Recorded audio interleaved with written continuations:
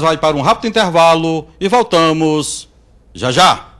Óticas Boris, agora com 28 lojas. Só quem mora no coração da maioria dos cearenses pode ter tantos endereços. Atenção Parangaba, atenção Heráclito Graça. Óticas Boris está aí. Atenção Santos Dumont, atenção Cidade dos Funcionários. Óticas Boris está aí. Faça seus óculos de grau na maior rede de óticas do Ceará. Palavra de especialista.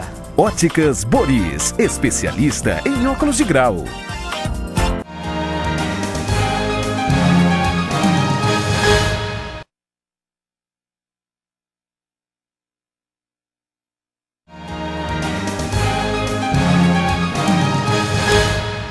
E o programa T10 está de volta com apoio cultural das Óticas Boris. Doutora Marleide Queiroz, juíza, qual foi o fato que mais marcou a senhora até agora em sua carreira como juíza? Um fato, eu não posso mencionar um fato isolado que tenha marcado a minha carreira como juíza. Porque, na verdade, no dia a dia, nós vivenciamos fatos diferenciados. Mas, dentro da área de família, eu posso afirmar que o que me comove mais são as ações de investigação de paternidade, onde o filho quer ter o nome do seu pai na sua certidão de nascimento e, além disso, quer ter o amor do pai. E, muitas vezes, o pretenso pai não consegue entender isso. Então, esses fatos me marcam, porque ali a criança, representada a maioria das vezes por sua mãe, não quer somente um nome, ele quer principalmente o amor. E o pretenso pai se insurge contra essa pretensão de ter que reconhecer um filho. E lhe falta aquela hombridade de, além de o dever de reconhecer, prestar essa assistência espiritual a quem procura o seu pai. Doutora Ana Ivete, é comum escutar que a família moderna passa por um momento de transição? Que transição é essa, doutora? Com certeza, como nós já falamos no primeiro momento, essas mudanças, elas são decorrentes das mudanças que estão acontecendo na sociedade.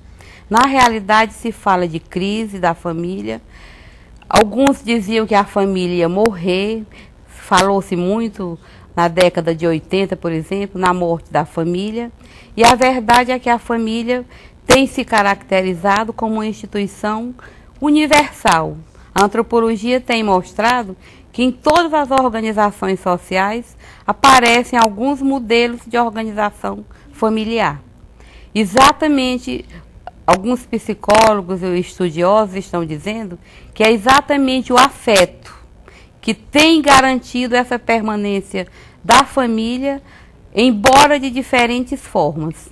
Porque enquanto instituição responsável pela socialização das crianças, a transmissão desse valor afeto assume uma importância muito grande nesse momento que a gente chama da pós-modernidade, em que tudo parece muito passageiro, muito tênue, sem assim uma questão de uma certa permanência de vínculos afetivos, de um relacionamento mais estável. Doutor Jorge Ferraz, como estão as relações entre os sexos?